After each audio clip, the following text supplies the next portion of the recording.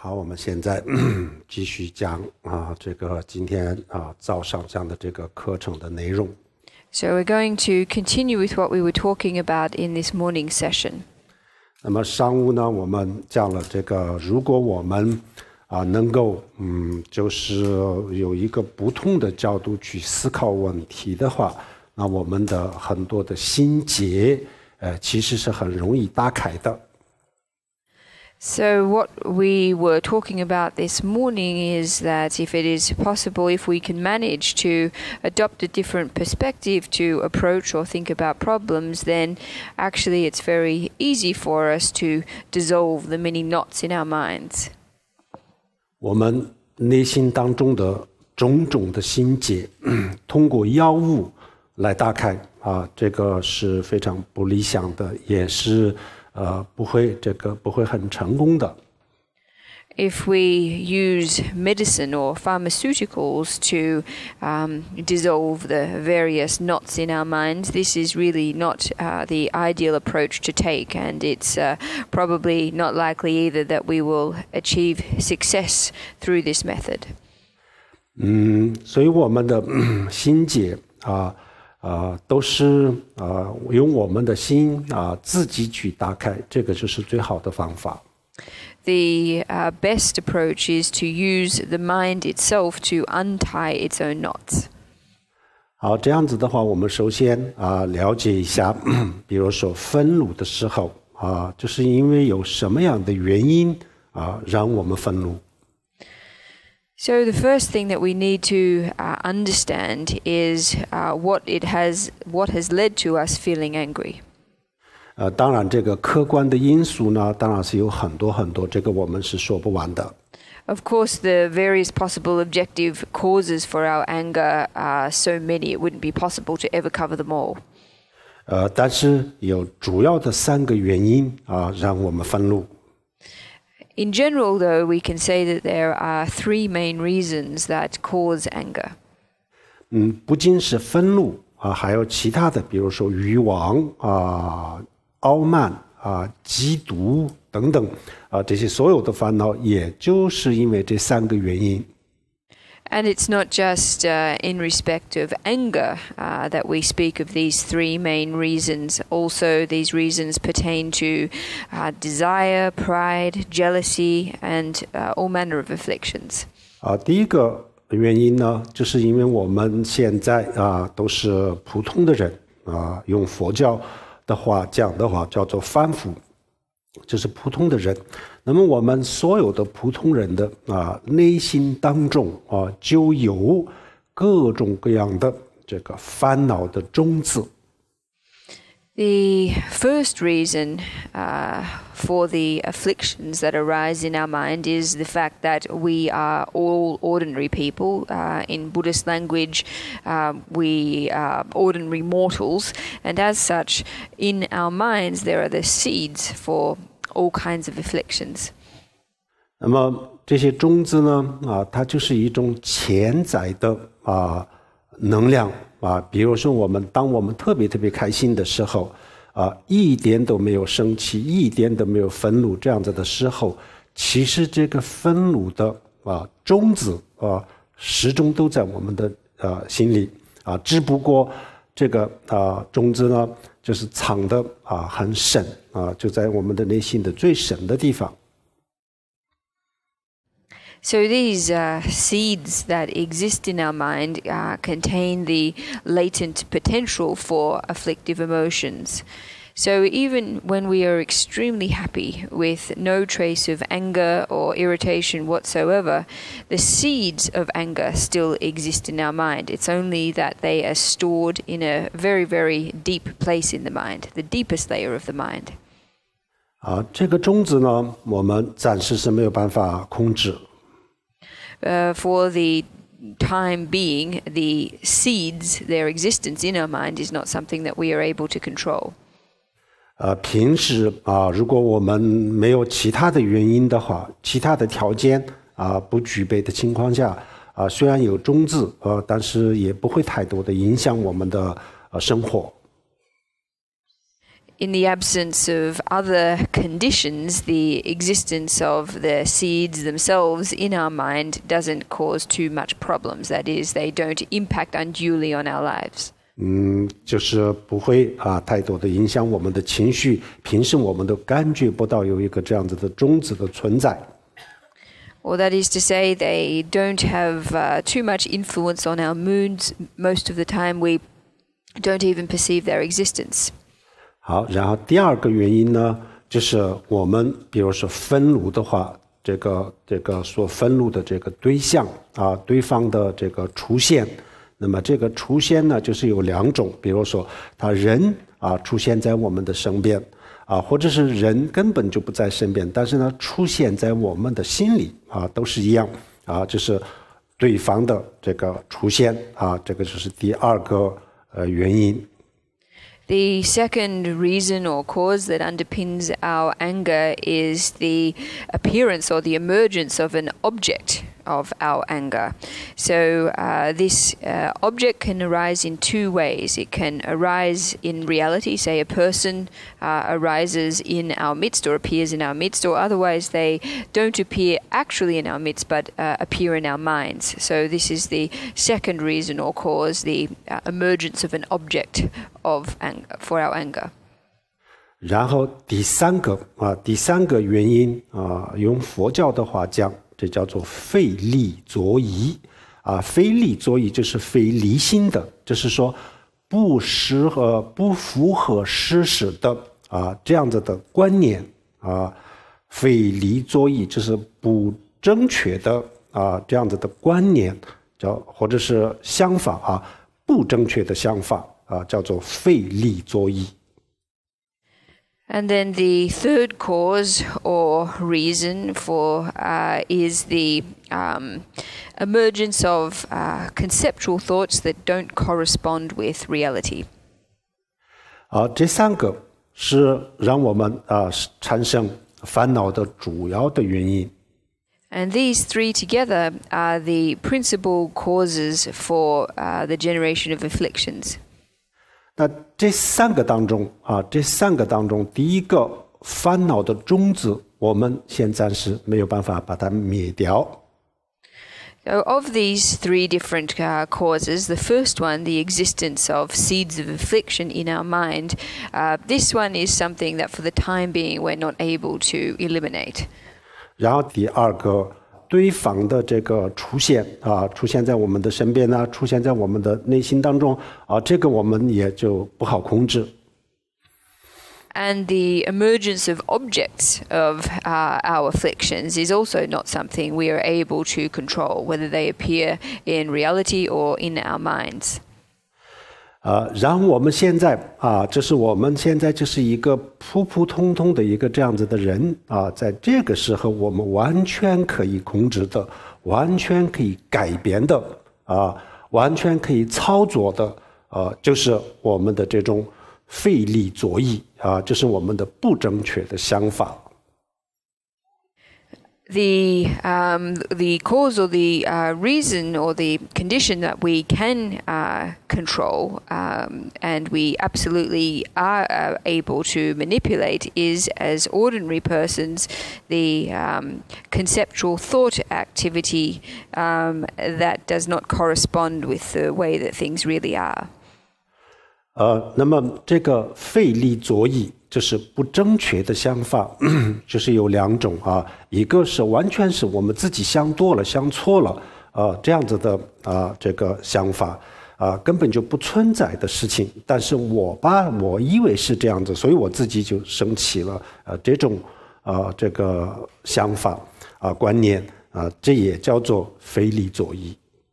So the first kind of incorrect discursive or conceptual thought is where we are mistaken. So whatever it is that we are angry about doesn't really exist, but we think it does, and on this basis we give rise to anger. So this is the first kind of mistaken conceptual activity. 另外一个呢从表面上看就是有道理没有错但是呢如果你这么去想然后我们的心里就是变得不健康，然后产生很多很多的这个烦恼最后就是我们的心理有可能就是产生心理疾病这样子，所以它有很多很多负面的这个效应，所以呢也叫做非理作意。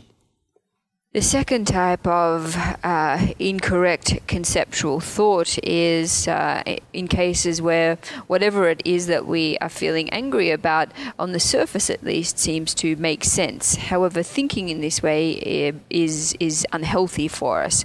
It breeds a lot of negativity in our minds, and left unchecked could possibly develop into psychological illness. So this kind of thought activity, which generates a lot of negative consequences, is also a kind of mistaken conceptual thought. 比如说有一次有一个人坐公交车，然后这公交车人特别特别的挤。For example, a person taking a bus, and the bus is extremely crowded. 那挤得根本就没有办法转身。So crowded that there's not even room to turn around. 这个时候呢就是站在背后有一个人就是手里的东西一直都压住他的背后让他特别的难受。And if at this time there was a person standing behind oneself who was holding things in their hand and pressing them into one's back, making one feel very uncomfortable. 然后拿什么手里的东西在碰他的背后。And was pressing something into one's back. 然后他以为是有人故意有人是故意的，或者是流氓。The person standing in front would think that the person standing behind them was doing this on purpose, or was otherwise being rather perverted. 然后这下子一想到这件事情，然后让他特别的生气。And in this moment, just thinking about this would make the person standing in front extremely angry. 但是没有办法转身。However, it wasn't possible for them to turn around. 然后忍了很长时间，在这个过程当中，确实是让他特别难受。And so they put up with it, they stifled their anger and just put up with it for a very long time, feeling very uncomfortable. 然后最后的时候，这个生气升到确实是没有办法忍的这种地步。然后呢，他想一切办法转身一看。Until finally the person standing in front was simply not able to contain their anger any longer, and therefore did what they could to turn around.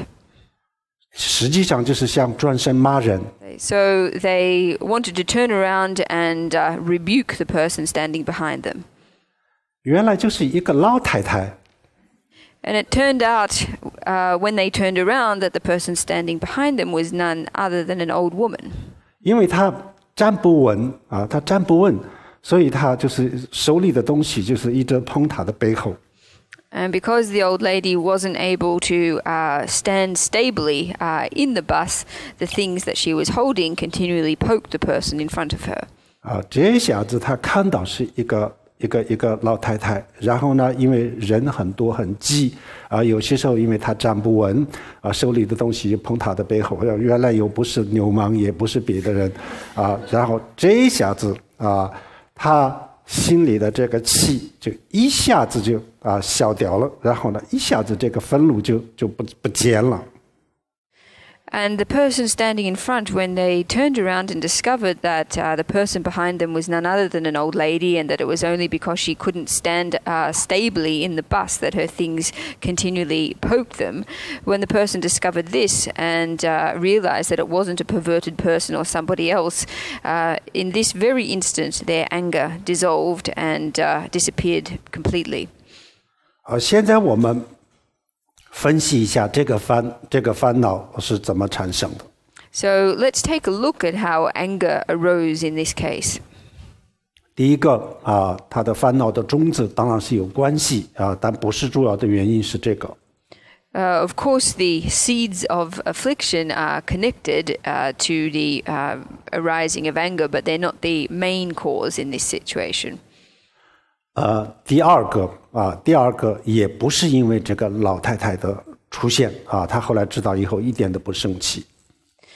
And neither was the main reason the appearance of the old lady, because as soon as the person discovered it was an old lady, the anger disappeared immediately.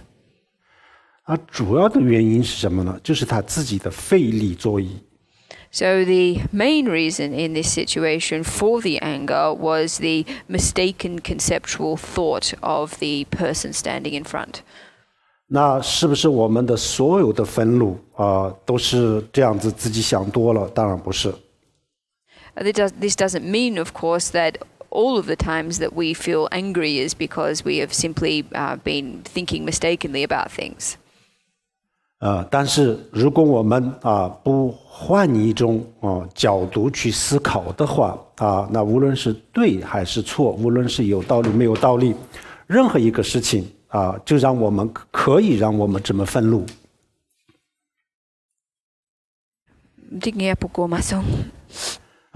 不管是有道理没有道理都能够让我们如果自己这么去想错了，就会有可能让我们产生愤怒。So regardless of whether some kind of incident is correct or incorrect, or whether it makes sense or doesn't make sense, so long as we have a mistaken understanding of it, then it has the capacity to make us angry. 那还有一个更深层次的这个问题，比如说我们的这个意识我们的意识的它的一种盲目的执着，也就让我们经常都发生这样产生这样子的烦恼。And there's an even deeper issue where the blind stubbornness of our mind causes us to generate afflictions. 比如说我们听到有人说我们的坏话的时候那当然我们非常非常的愤怒了。Such as when we hear people say insulting things about us, at this time we typically feel extremely angry. 那么为什么愤怒呢？这道理很简单了，就是因为他说我的坏话所以我生气他侮辱我的人格怎么样所以我生气，就是这个原因。Of course, the reason for our anger in this situation is very straightforward. The reason being that someone said something not nice about us. They insulted our person or whatever, and this is the reason for our anger. 那么他怎么样说说你的坏话，怎么样侮辱你的人格呢那我们会说我亲耳听到的呀。Of course, if we ask how was it that this person insulted your person or said not nice things about you, we would answer, of course, well, I heard it for myself with my own ears. 那么这个时候如果我们不深入的分析的话，那这个看起来就是似乎是很有道理。And in situations like this, if we, unless we analyze things a little bit more deeply, then this seems very reasonable on the surface. 但是如果我们稍微深入一点分析的话，那这个就是这个，比如说我说他说我的坏话，其实这个话是有问题的。So we would think that the insulting words that were spoken of us were mistaken. 那首先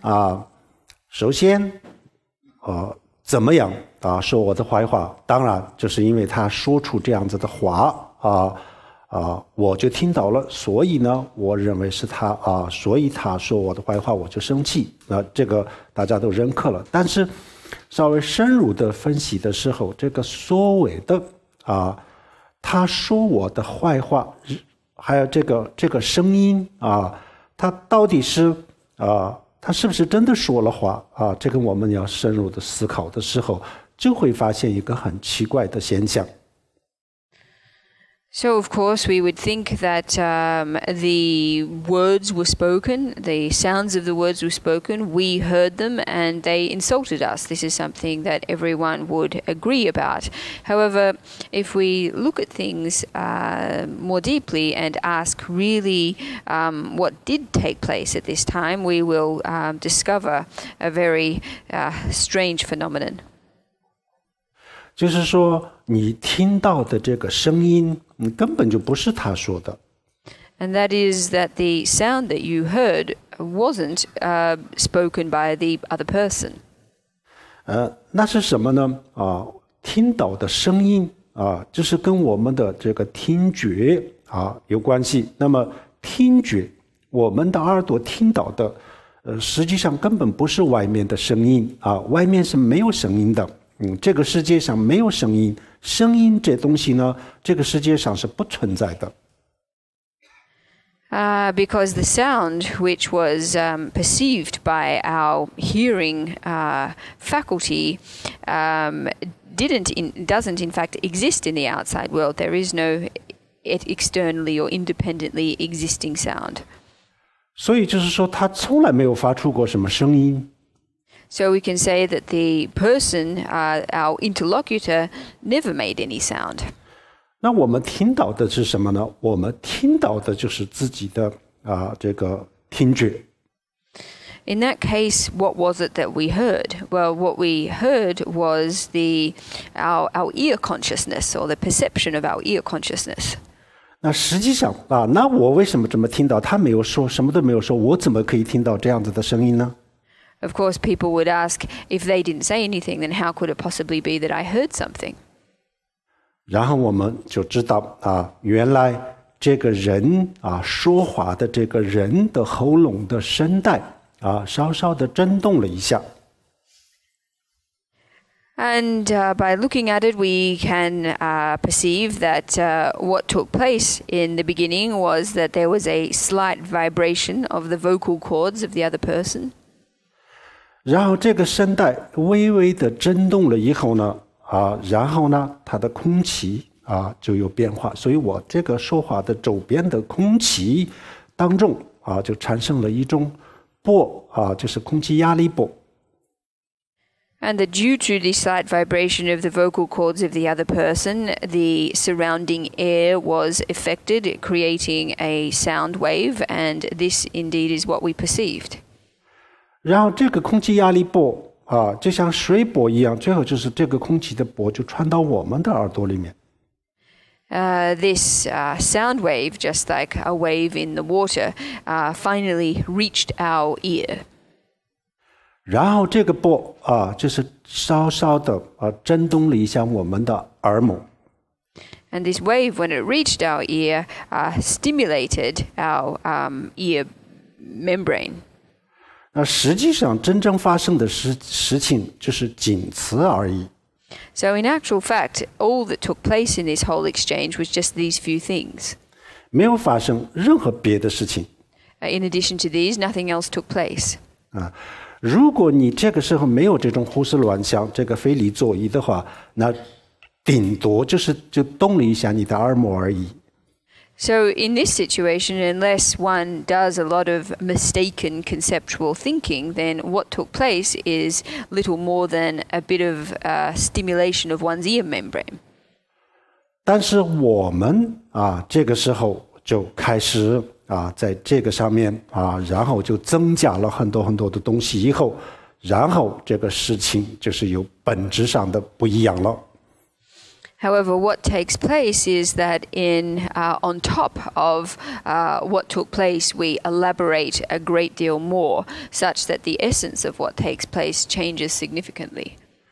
实际上，我们现在我们说话，大家听到的这个声音也是一样，也不是别人的声音，就是自己的这个感受用佛教的话，佛教就是很早以前2000多年前就在讲这个事情。最近科学家也发现了，没有声音了所谓的声音就是自己的大脑当中产生的一种画面而已，实际上就是自己的大脑里面的声音根本就不是那个人发出来的声音，那个人什么都没有发出来。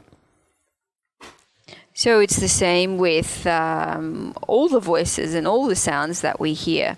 These voices and sounds are none other than the experience of our own hearing sensory faculty. This is something that was discovered 2,500 years ago by the Buddha. More recently, science has also discovered this truth. In this situation, there is the other person, the interlocutor, is not making any sound. They didn't say anything. Rather, what is experienced is an image or a perception in one's own brain. 然后我们比如说密宗里面就有一个叫做六根自解脱六根就是我们的眼耳鼻舌身，然后就是我们的意识，这六个叫做六根自解脱，就是自己得到解脱。In the Vajrayana tradition, there is liberation through the six senses. And this liberation through the six senses here refer to our five sensory faculties, our eye consciousness, ear consciousness, and so forth, as well as our mental consciousness. And self-liberation in this context means that these consciousnesses liberate themselves. 那么六根自解脱当中的这个耳根我们这个六根当中的耳根自解脱是什么？就是这个空气压力波就使它的耳根震动，不断地在震动，但是呢，这就是物理上的一个这个空气压力波，就是让它的耳根震动了，但是它内心根本就不震动它内心根本就不震动、不动摇不影响。所以这个声音给它不起任何的这个负面的作用所以它的这个内心是不会受到任何的影响，所以叫做解脱自解脱这叫做耳根自解脱。When we talk about the self-liberation of the ear consciousness, this is a situation where a practitioner hears, say, a sound wave, and it stimulates the different components of their ear. However, there is no impact on the mind. There is no movement that takes place or no influence that takes place in the mind as a result. So that means that there is no negativity that is arisen in the mind upon hearing this sound. So this is what we refer to by self-liberation of the ear consciousness. 这个有一种训练的方法，训练的方法呢自己坐在一个很大的这个镜子坐在这个镜子前面，然后呢把自己照出来然后呢面对面的坐在镜子前面写过。So there's a way that we can train ourselves in this method. We need to seat ourselves in front of a big mirror and look at ourselves. 坐在这个镜子前面，然后呢就是这个把自己呢当作另外一个人这个镜子里面的这个形象，就是当作原来的我，然后我开始批评他。And what one can do in this situation is to imagine the person in the mirror as another person and oneself as oneself, and then to 谁批评谁啊？然后自己的一些生活的细节别人不知道的我们自己都非常清楚了这样子以后呢，首先就讲一些比较表面的不太伤害的这样子的事情然后就是把这些都点出来。And one starts off with this critique of the image in the mirror with details of their life that one knows in great detail, but one starts off with superficial kinds of things that won't cause too much injury or harm, and begins to point these out. 然后呢就是进一步的加深就一些比较触碰到一些比较关键问题的事情拿出来讲你这个人格的不对，然后呢哪里为人处事，什么时候犯过什么样的错误全部指出来。这个时候我们人在一个就是周围根本没有人的一个这样子的房间，这个根本不可能任何人听得到然后这个我们非常清楚，这个镜子里面的形象不是另外一个人，其实就是我的心想而已但是这个时候呢，我们就是有点不高兴就是自己说出自己的这些缺陷这样子的时候，批评的时候，然后就是因为尤其是触碰到一些比较关键问题的时候呢，然后自己心里就不高兴，特别不高兴。So we can progress from relatively mild criticisms to ones that are more deeper and hit more sensitive points and touch on more critical things. For example, problems with our personality, the way that we treat others, or mistakes that we've done in the past. In this kind of practice, we're in a big room where no one else is around, no one else can hear us. And even though we are aware that the person that we see in the mirror is none other than our own reflection, because they are saying to us making such serious criticisms and pointing out our inadequacies, we typically feel very, very unhappy. 然后首先就是自我训练。自我训练的时候呢，最好的时候稍微时间长一点的时候呢这个时候确实是自己的这个声音只震动自己的耳膜但是不震动不动摇我们的心心就可以如如不动再说什么更大的更重要的更要害的这些问题指出来了但是也就可以保持一个非常平静的状态。So we start off by training ourselves in this way. Eventually, through with some length of time, we'll be able to train ourselves so that when we hear things, we only experience them as some kind of stimulation of our ear, and our minds will be able to remain calm and without sustaining any kind of injury or offense.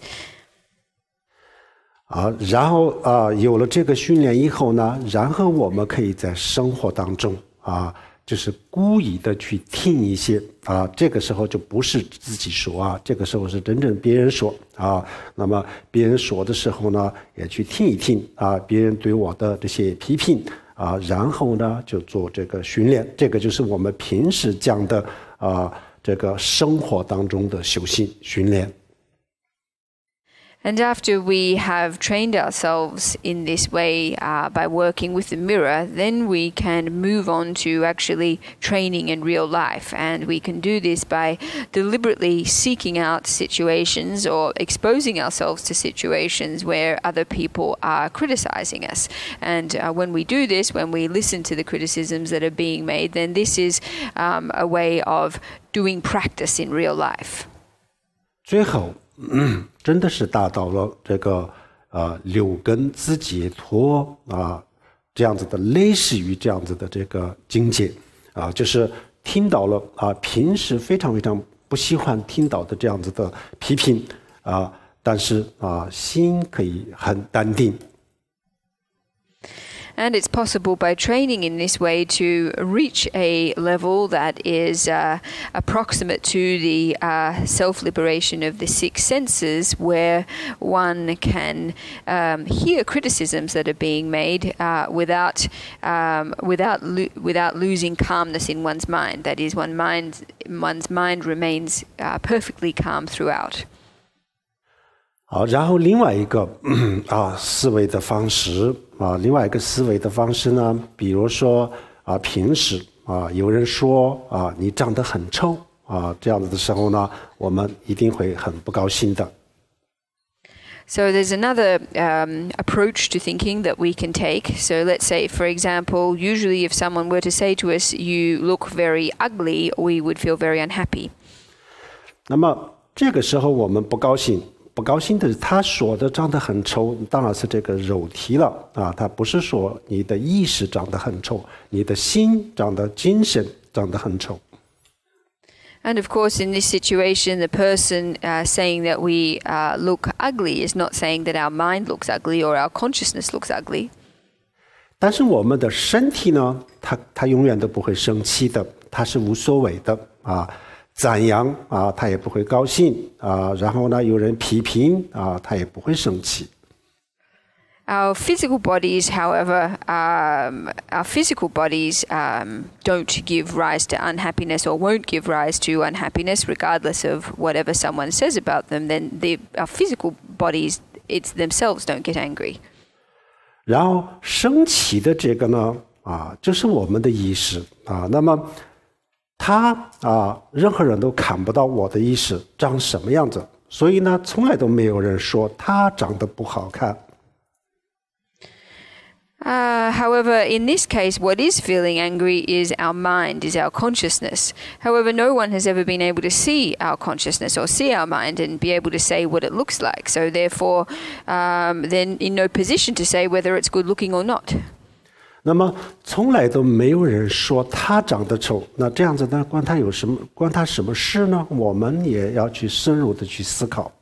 So in this situation, in fact, what was being criticized was the physical appearance of the person.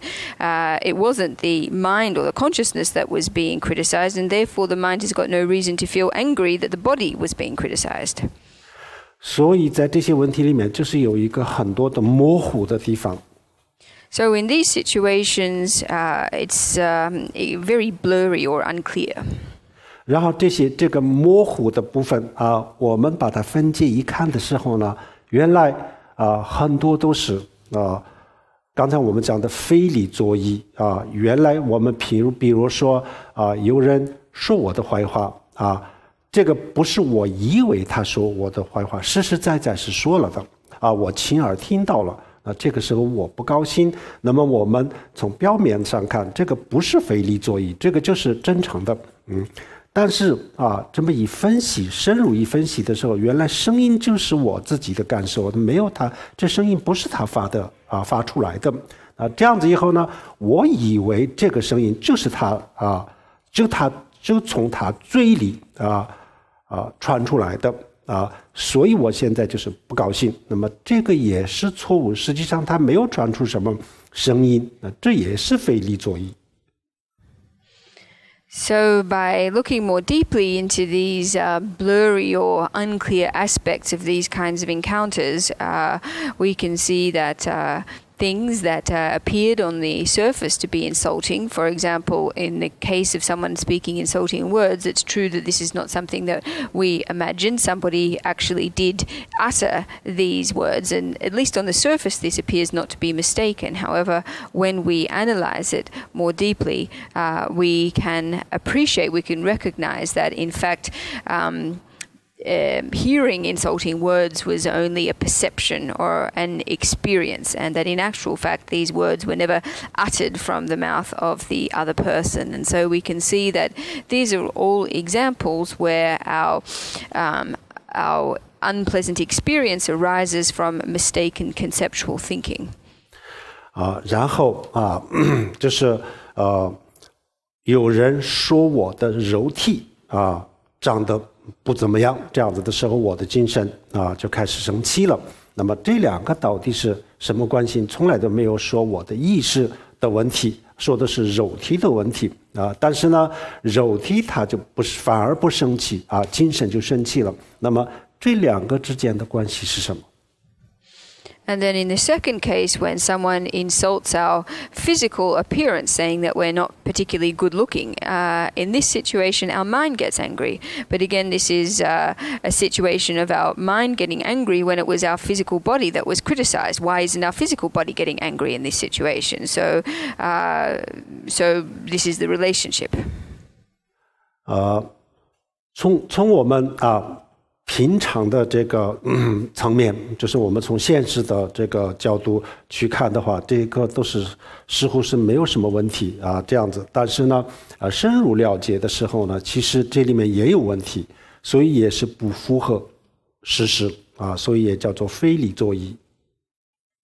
In both of these situations, from a conventional perspective, we might say that there's nothing abnormal with the way that we think and react. However, when we probe things more deeply, we can discover that, in fact, there are problems with our thinking, our way of thinking, and that these are instances of mistaken conceptual thinking.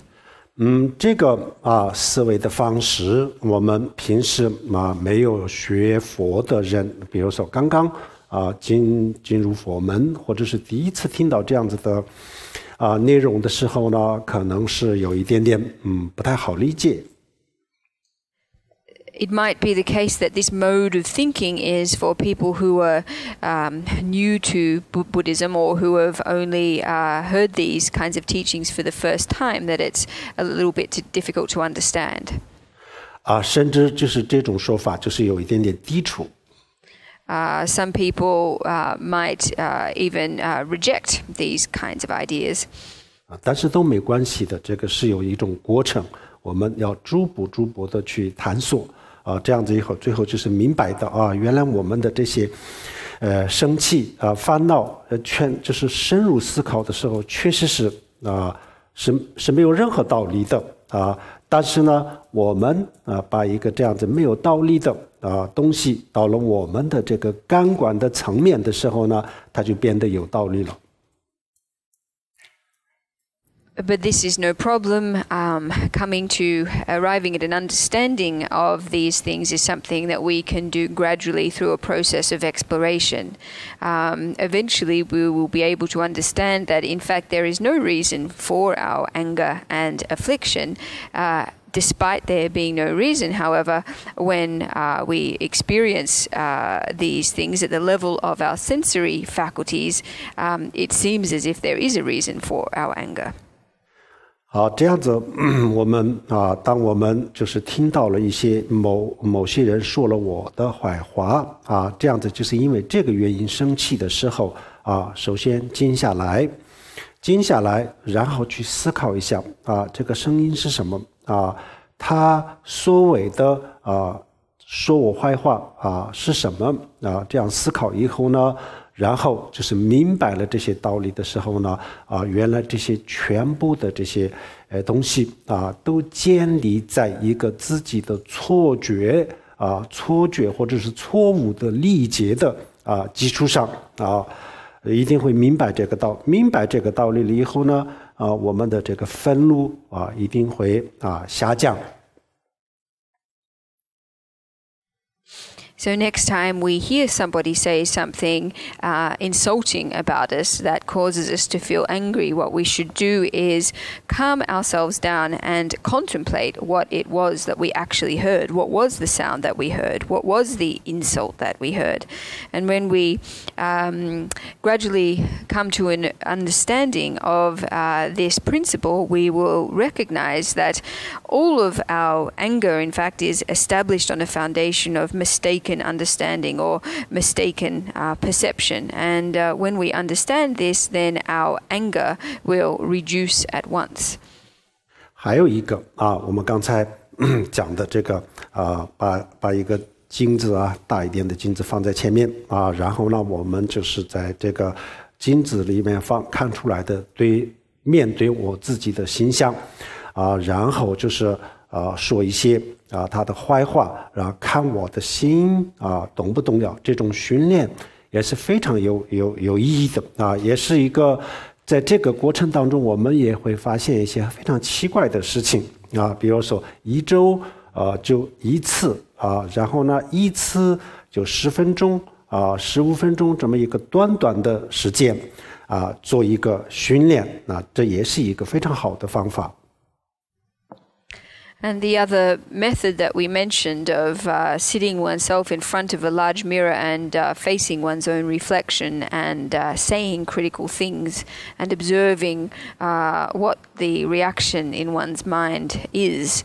This is a very meaningful and useful form of practice, and by doing it we can discover strange results that even within a very short period of time of doing this kind of training, even as little as 10 to 15 minutes once a week, that we will begin to see good results.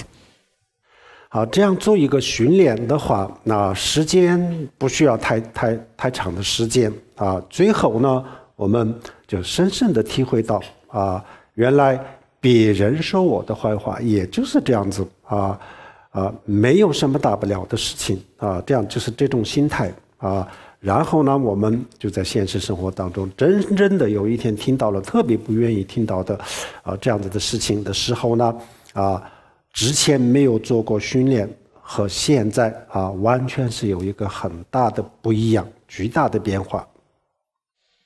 We don't need to do this practice for a particularly long period of time. Even within a short period of time, we can gain really deep experience that insulting words are not much other than this, and that they are no big deal. And we will be able to cultivate this kind of attitude. And when we bring this into our everyday life, if one day we hear words spoken about us that really are truly insulting, that we would never wish to hear, through this training we will discover that our response, after having done some training compared to that of when we had done no training, is there's a big difference. 好，这个我们刚才讲的3个这个让我们生气的这个原因当中，这个我们刚刚讲的这个威力的左翼，这个是我们随时都可以改变，这个观念是可以改变。这个观念一改变了以后呢，然后我们的脾气就是不会那么的这个暴躁很多人现在因为工作压力，各种各样的压力在这种压力下每一个人就是逐渐就变得这个脾气非常的暴躁非常浮躁就没办法控制。所以呢，我们就是安排抽一点时间做一个这样子的训练一定会有收获的。Of the 3 reasons or causes that we mentioned earlier that lead to anger or afflictions, the third one, mistaken conceptual thinking, is one that we can intervene in any time, that we can change at any time. And through changing our conceptual thinking, it is possible to make our usual temper less explosive. Most people have very explosive tempers that come about through pressure in everyday life, pressure in work, and sometimes evolve to an uncontrollable state. If we can take some time, however, to do the training that we mentioned before, then we will surely see changes in this regard. 好，那这些道理或者这些方法这样子做对不对对不对呢其实这个里面我们上午也讲过了，其实这里面没有什么对和不对只要我们不生气就对了。So in respect of these principles and methods that we've just been talking about, well, one might ask, are they true or not? Are they correct or not? And as we mentioned earlier this morning, there is no ultimately correct or incorrect. And so long as these methods can assist us not to get angry, then that's fine. 实际上这些思维呢，就是深入的思维的时候，其实也是对的有道理的。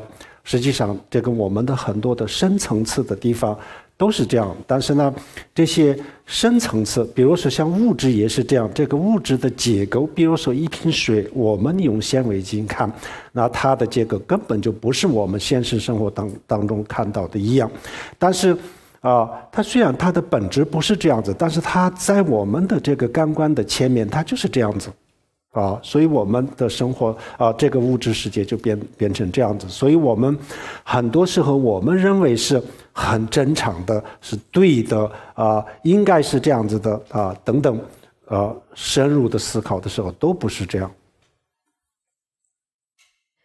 In actual fact, the modes of analysis or ways of thinking that we've been talking about do make sense. In many cases, it's the case that when we analyze things deeper, that they are really different than the way that we take them to be on the surface. It's the same with physical matter as well. Just taking this bottle, if we were to look at it under a high-powered microscope, then it would appear very different to the way that it appears to our naked eye. And so this is also the case with many other ways that we think in life. Many things that we take to be normal and correct and self-evident, when we look at them more deeply, we find that in fact this isn't the case. 好，这三个原因当中，这个第二个就是堆放我们平时呢，我们生气的时候，就是往往就是最狠的最生气的就是对方这个人。So of the three reasons or causes that we mentioned before, the second is the object of our anger. Frequently, when we get angry, that which we feel the greatest anger and hatred towards is the object, the person. 比如说人用石头用木棍用什么东西打我们的时候让我们的身上直接让我们的身上产生疼痛的这种感觉，也就是说让我们特别难受痛苦的，实际上就是这些石头木棍等等这些东西。但是呢，我们从来都不会对石头和对其他东西生气。Let's say, for example, that someone beats us with a wooden stick or stones that cause our body to become injured or cause our body to give rise to a feeling of pain. In factual fact, what has caused our feeling of pain is the stick or the stones. But we never feel angry towards the sticks and the stones. We always feel angry towards the person. 那我们为什么对这个石头砖头不生气呢？我们就会觉得因为这个石头砖头是别人往我身上扔不是因为这个，就是因为别人用这个东西来打我，实际上不是他的本意是别人往我身上扔所以呢这个石头或者这些其他东西我没有必要生他的气，实际上就是这个是因为这个人搞的，所以我要喊他。我们的道理是这样子。And of course, the reason that we think like this is because we would think that there's no reason for us to be angry at the rocks or the stones. They were thrown at us by someone else. It was that other person who threw them at us that caused us to be injured. So this is our conventional way of thinking. 如果以这个道理以此类推。这样子的话，那么人也是一样的人也不是故意的，因为人他平时也，比如说以前是我的一个非常好的朋友，那这样子，后来他伤害我打我这样子的话，那他对我很好的时候哪个阶段他是这样子吗？他不是这样子那后来他为什么变成这样子呢？这不是因为他人的问题，就是因为就是主要的原因就是他的人的精神的一部分就是烦恼因为烦恼人也就是失去自由了所以这个主要的原因还不是人就是烦恼。But if we continue to infer in this manner, then we can say that not only were the rocks and stones not deliberate in inflicting pain, but neither was the person themselves, the person who threw them.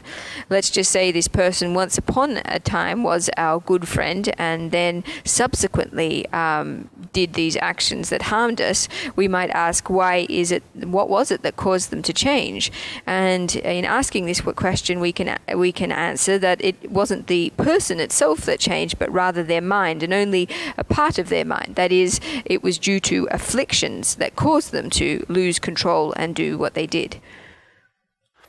这种推理听起来就是有点荒唐其实不是真正荒唐的，就是我们自己的这种想法确实是很荒唐的。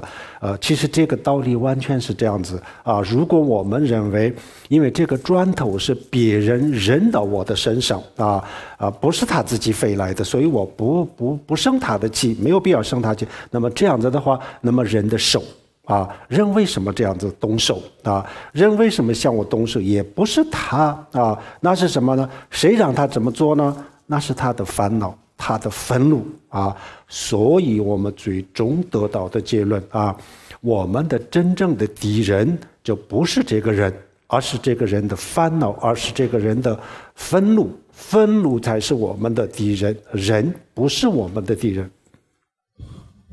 Even though it might seem that this mode of thinking is a bit absurd or ridiculous, actually it isn't absurd or ridiculous. What is absurd or ridiculous is our own way of thinking. If we say that we are not angry at the rocks or stones because they weren't the ones, that it was the person who threw them, not the stones themselves, then we should apply that same logic and ask what caused the person to do this.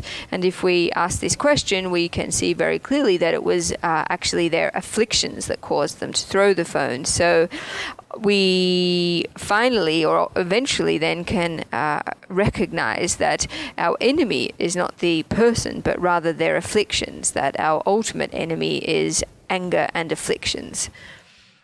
那么这个消灭敌人佛教的方法，他认为他的敌人就是对方的愤怒，而不是对方，所以呢，他就想办法消灭他心里的愤怒这是佛教消灭敌人的方法。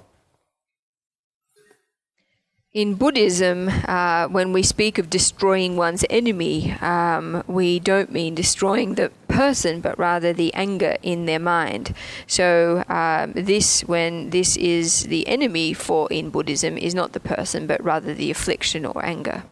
然后我们世俗的人消灭敌人的方法，他不认为他的敌人是这个人的愤怒，他认为他的敌人就是这个人所以他就要消灭这个人，而不是消灭他的烦恼。However, for ordinary worldly people, destroying enemies means destroying the person, not destroying the anger or the affliction. 然后因为这样子的观点就是发生了人类历史上发生了各种各样的战争结束了吗？还没有结束将来还出现什么样的这个战争，谁都说不清楚。还有一个更重要的问题，更严重的问题呢，比如说这一世然后你即使是消灭了你的敌人，但是呢，就是结上了更严重的恶缘。那这个恶缘就是在这个轮回当中是没完没了的就是几千万年、几百万年当中就是相互打打杀杀，没完没了结果就是这样子。And it's due to this reason that throughout the course of human history, we have had as many wars as we have had.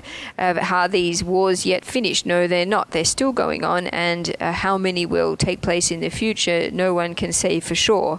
But amidst this is an even more serious problem, and that is that even if in this life we manage to destroy our enemy, in doing so we will be sowing the seed of even more serious negative karma that will then result in negative outcomes in endless lifetimes in the future. So this is what causes an endless negative or vicious cycle. 然后世俗的人世俗的人就是战争然后打败了对方的比如说国王、大臣或者是军队这样子以后呢，那么他的老百姓那么就是变成了他的了，那就不需要去消灭。那人类历史上古代都是这样子。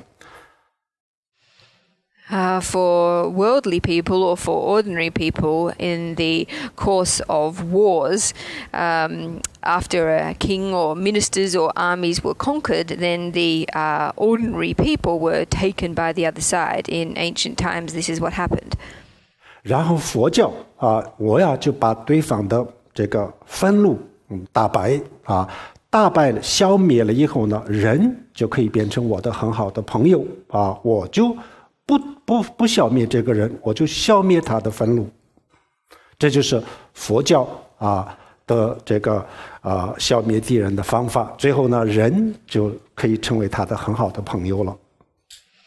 The Buddhist approach to conquering enemies, on the other hand, is one of eliminating the anger or the affliction in the enemy and not the other person. By taking this approach, it is possible that one's enemy can actually become one's friend. So this is the Buddhist approach to destroying enemies. 然后我们发现有人对我不满或者是对我愤怒这样子的时候呢，那我们想办法消除他的内在的愤怒这样子以后呢，当他的愤怒没有了以后呢然后他就可以变成我的非常好的朋友，完全是有可能的所以呢，佛法它的所有的方法都不对人就是对烦恼像文殊菩萨像文殊菩萨的手里有一个宝剑大家都看到了宝剑。还有我们比如说很多的佛像的这个手里就是有一些武器，古代的武器，枪刀有，但是这些宝剑这些枪这些弓箭不对任何人对什么呢？不针对任何一个人，任何一条生命针对什么呢？针对众生心里的烦恼他要杀掉的，他要消灭的就是这些烦恼，而不是这些生命。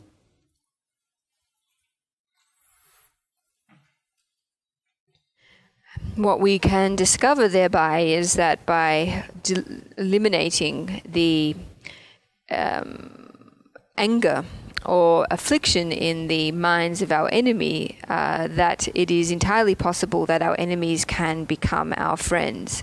So in Buddhism, the methods, Buddhism's methods for conquering the enemy or destroying the enemy are not oriented at the person, but rather to their afflictions. So everybody knows the Bodhisattva Manjushri, who wields a sword of wisdom. And indeed, many Buddhas and Bodhisattvas are depicted with different weapons, such as knives and swords. In all of these cases, the weapons they are holding are not directed at other beings, but rather at the afflictions in the minds of other beings. And it is these that the weapons are geared to eliminating, and not the beings themselves. 然后世俗的人他消灭敌人的工具就是各种各样的武器。Of course, the weapons that ordinary people use for destroying their enemies include all of the various kinds of weapons that we have.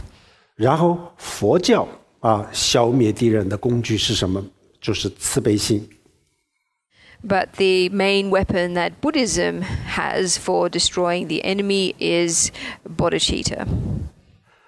比如说有人对你特别不好的时候，你反而对他这个发出慈悲心，这个看起来从世俗的眼光看特别显得软弱这样子但是实际上这种方法就可以解决这个仇恨的根源。When one is treated badly by another person, to respond to them with compassion from a worldly or ordinary perspective looks like a very weak thing to do. But in actual fact, this approach is able to resolve anger at its very root.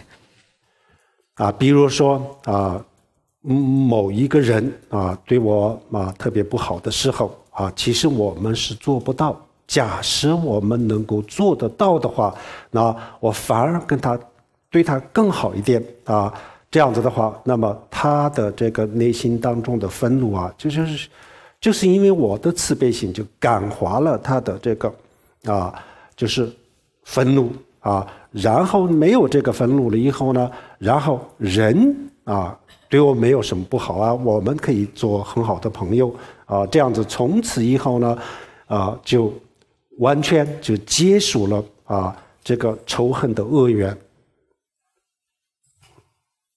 So in a situation when someone treats us very badly, if we are not able to respond in this way, I guess we can't respond in this way, but if we can, what we should do is treat them even better when they treat us badly. And by responding to their anger with compassion in this way, it is possible for us to dissolve their anger and for us to be able to be friends. 当年释迦牟尼佛成佛的时候我们这个故事大家都应该是听说过了佛陀成佛的时候，然后就是很多的魔王他不高兴，然后呢带领他的魔军来这个阻碍佛陀的这个成佛，然后呢这个就是人比如说像刀枪剑各种各样当时的这个最厉害的这些武器就往佛陀身上扔。Everybody is probably familiar with the story of the Shakyamuni Buddha when he was about to achieve Buddhahood. At this point, the king of the Maras was very unhappy and so dispatched his army of Maras to prevent or to hinder his realization. And they hurled various kinds of weapons at the Buddha, including knives and swords and all the most advanced weapons of the day. 然后这些武器在魔军的手里，这是武器然后扔到佛陀的身上，到了佛陀的身上然后都变成了闲话。But all of these weapons, when they were in the hands of the Mara army, were in the form of weapons. However, when these weapons landed on the body of the Buddha, they were transformed into flowers. 那么佛陀当这个成佛的时候，是不是真实出现过一个这样子的历史呢？这么一段历史呢？也不一定这就是一种象征。它象征什么？它说明什么呢？比如说别人对你不好的，比如说再凶恶的，像魔君，我们在传说当中是最凶、最厉害的这样子。那么他的最厉害的这些武器。如果你以慈悲心去这个面对这样子的话，那么都会变成闲话。闲话就是说这些东西呢不会伤害你而变成了大家都最喜欢的闲话，变成了闲话这个就是里面呢有一个这样子的意思。所以我们现在还没有成佛，但是呢这个我们可以在生活当中可以去用可以落实它的内容。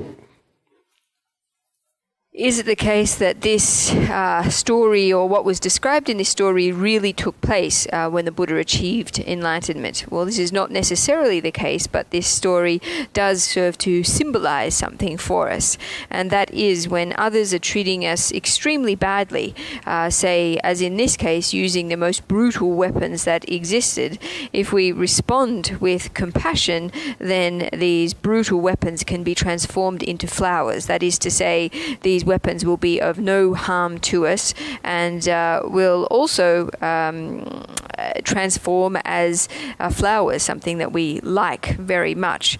Even though we have not yet arrived at the point of Buddhahood, this is a method that we too can put into place in our everyday lives. 但是我们真正遇到这样子的问题的时候呢，别人对我们特别不好的时候我们反而就是更加的慈悲。这个是我们话可以这么说，理论上是这样子，但是呢，我们没有人能够做得到啊。那怎么办啊？我们很多时候很多人也讲啊，这个道理我明白啊，但是我做不到。很多人都这么讲啊。我们当然做不到。为什么做不到呢？就是因为我们没有去训练啊，所以我们做不到，只是懂道理而已。So this approach of when people are treating us badly to respond to them with compassion, the problem is that in practice no one really can do it. Many people say, well, I understand this in theory, but unfortunately I just can't do it in practice. And the reason for this is that we typically don't train ourselves in this method. If we simply understand the method intellectually but don't train ourselves in it, then of course we won't be able to implement it. 那么我们到底这个我们作为一个普通人能不能做到如果我们的人的能力永远都达不到这个标准的话，那我们讲这个道理也是没有用的那我们到底能不能做得到呢？当然是可以的。前提的条件呢，当我们还没有遇到这样子的情况的时候平时每天都做一点点训练，也就是用我们佛教的话说，每天都有一段时间就用来打坐修慈悲心。那这样子的话，到时候我们需要的时候，随时都可以用得上。So ultimately, is this a method that we as ordinary people can put into practice? If it is not something that ordinary people have the capacity of doing, then there really isn't any point in us talking about it. So we ask the question, is this possible that an ordinary person could achieve this, could be able to practice this method? And the answer is yes, absolutely, it is possible. However, the precondition is that prior to encountering such instances, it's important that we do some training every day, and that we do this training in the form of meditation by cultivating compassion.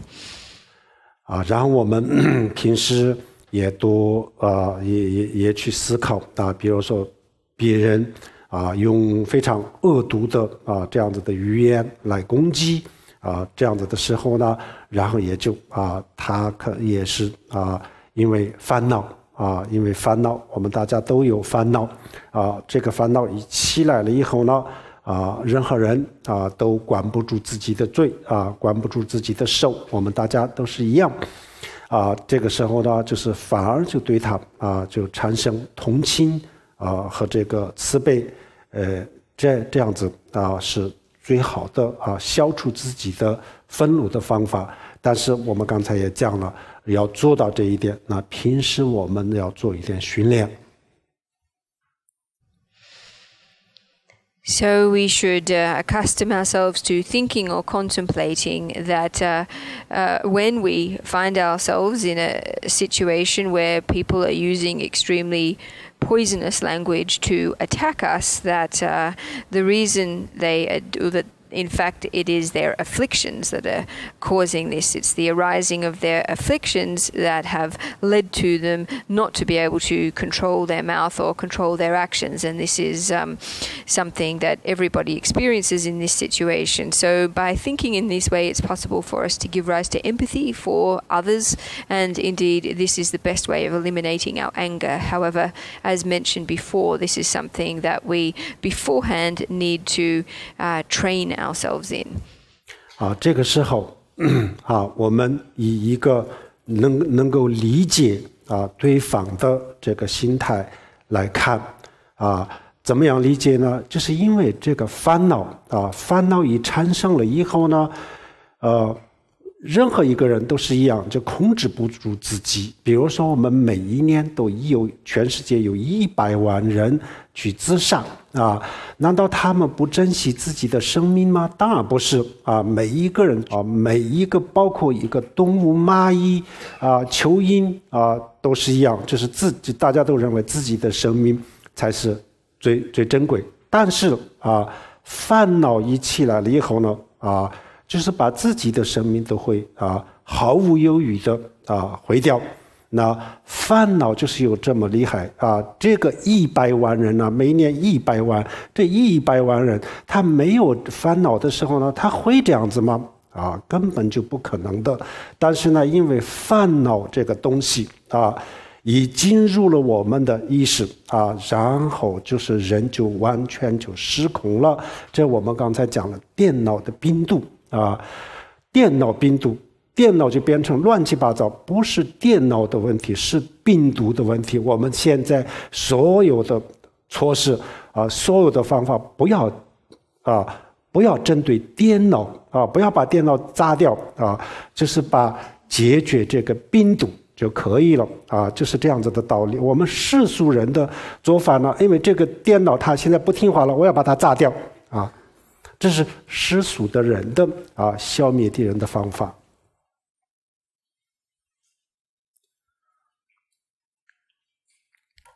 Then, so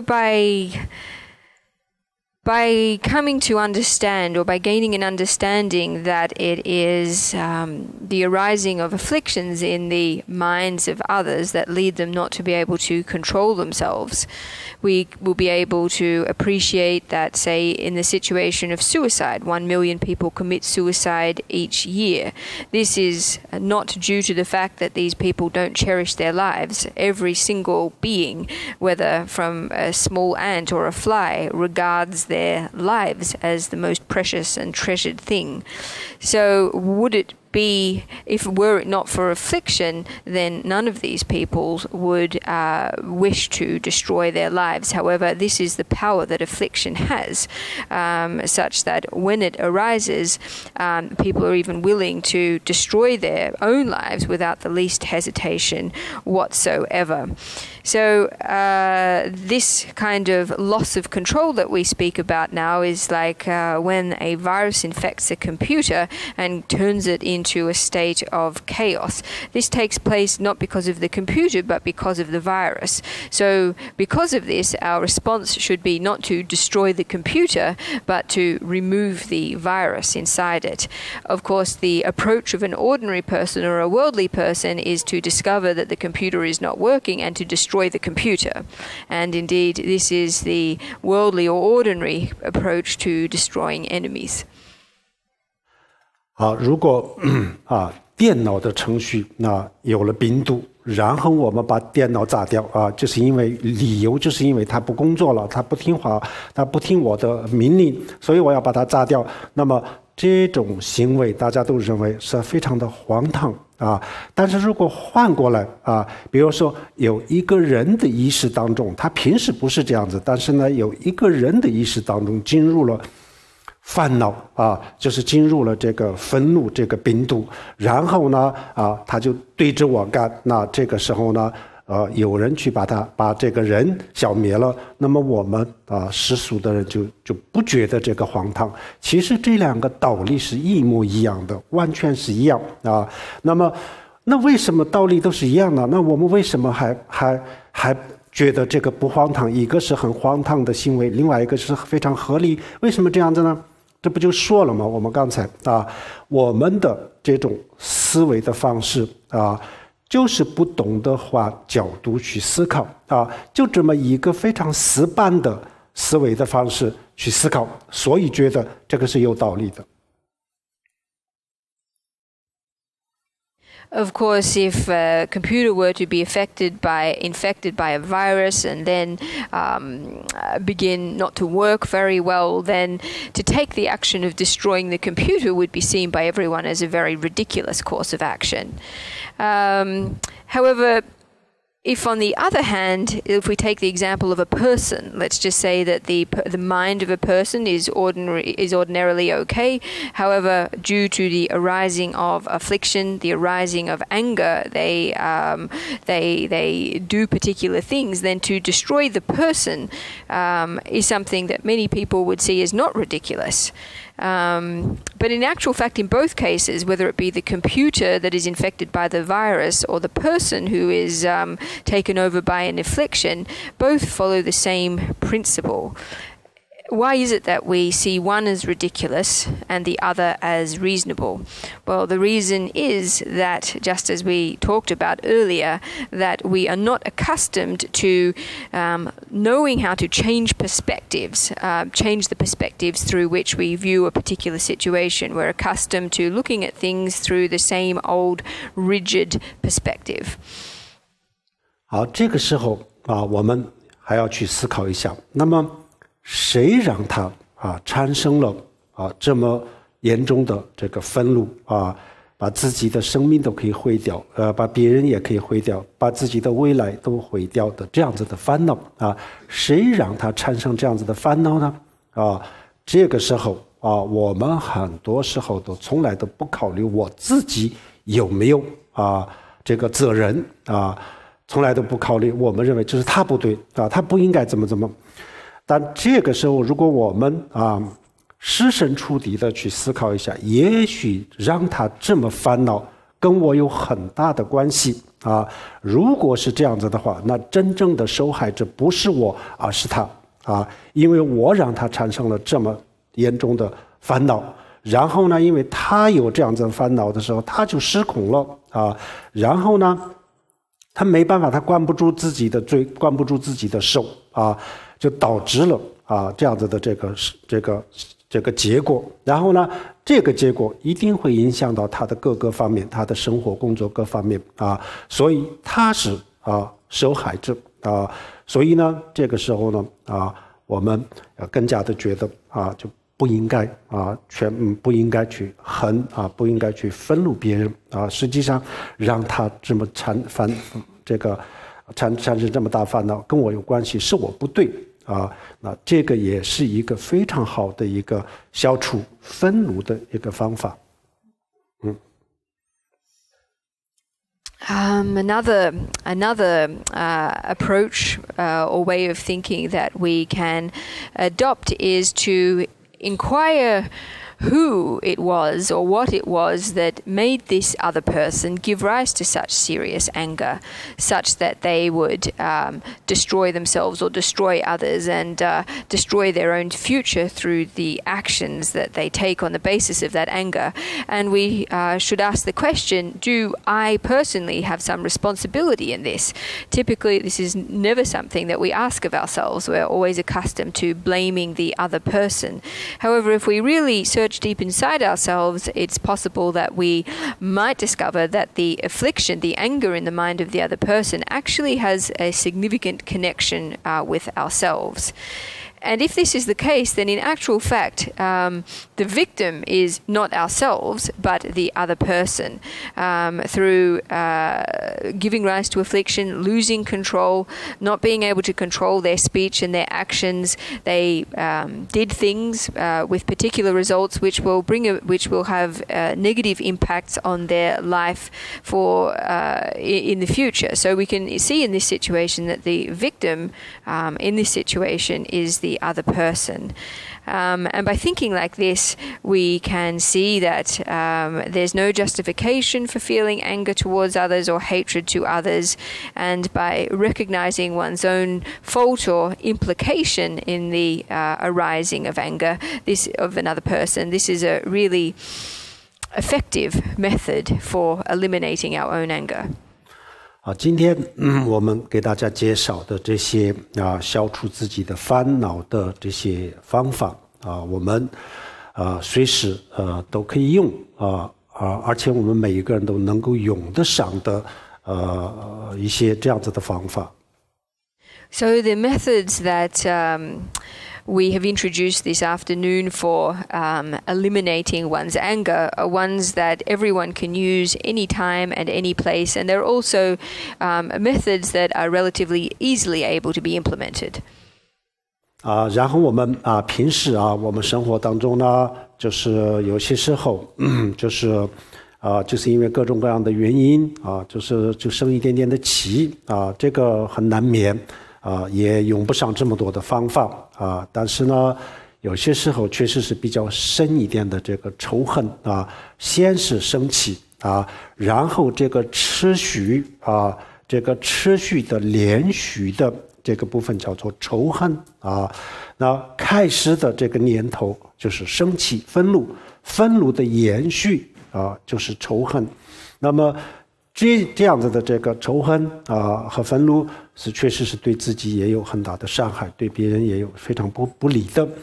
所以呢，这种仇恨、这种愤怒，我们要想各种各样的方法来让它结束啊。那么我们今天下午这个讲的几个比较具体的这个方法啊，都是我们都是用得上的啊。然后呢，大家进一步的去再具体一点的去学一学啊。然后呢，我们到时候遇到问题的时候去用啊，看看有没有效果啊。这样我们就知道啊这些方法的它的实用的价值。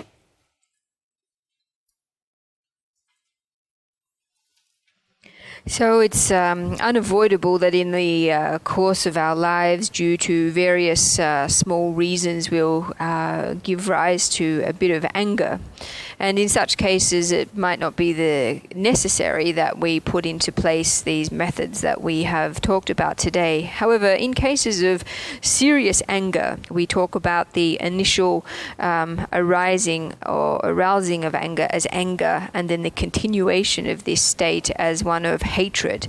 If we give rise to a state like this, then this is actually one that can be very harmful, not only to ourselves, but also to others. And so this kind of anger is something that we need to find a method to eliminate.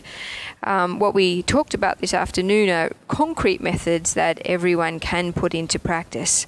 And by studying them and training oneself in them a bit further, you can see for yourself whether or not they bring about results. And by doing this, everyone will surely recognize the use value of these methods.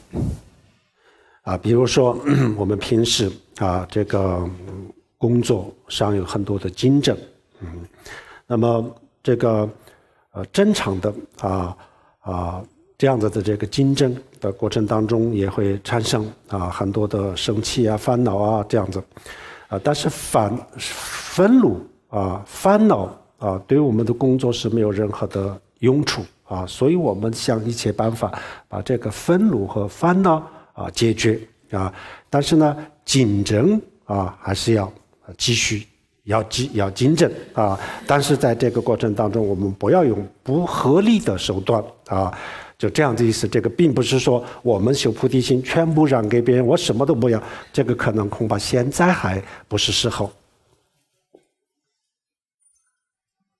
Yes, in the course of our professional lives, there is a great deal of competition, and quite often this competition results in anger and affliction, and anger and affliction are of no benefit to us whatsoever, so we need to find a way of resolving the anger and affliction. Competition, however, is something that we need to keep engaging in for the present time being. It's not as if because we are cultivating bodhicitta, therefore every single thing we need to allow to the other side, or at least for the time being, we're probably not yet at this level. 好，最后给大家推荐这个一本书这个书就叫做《入菩萨心论》。应该是大多数的人知道的那这里面这些方法是非常非常丰富的希望大家好好的学了以后去用。Finally, I'd just like to recommend a text to everybody. This is The Way of a Bodhisattva. Everybody is no doubt familiar with this book or this text. Contained within it are a rich array of methods for dealing with affliction. I urge everyone to learn about these methods and to put them into practice. 好，谢谢大家。我们现在最后做一个回向。回向呢，回向的意思呢，我们上午就已经讲过了。我们现在把我们的功德分享给天下所有的众生，愿我们的功德能让天下所有的众生幸福快乐，最后大家都能够了脱生死苦海发这样子的愿，然后就念这个回向的字。So we're going to end now with a dedication. We talked this morning about what it means to dedicate merit. So now we will end with a prayer of dedication that all beings enjoy happiness and health and ultimately liberation from the ocean of samsara. Sonam de da je zamba nya to ne ni be da na ban she ji ga nan ji wang long zhe ba zhe bin zo lian zhou a zhou wen shu om a hong ban zhen ge de ba ma se de hong om a hong ban zhen ge de ba ma se de hong om a hong ban zhen ge de ba ma se de hong。谢谢大家，阿弥陀佛，这系列嘞。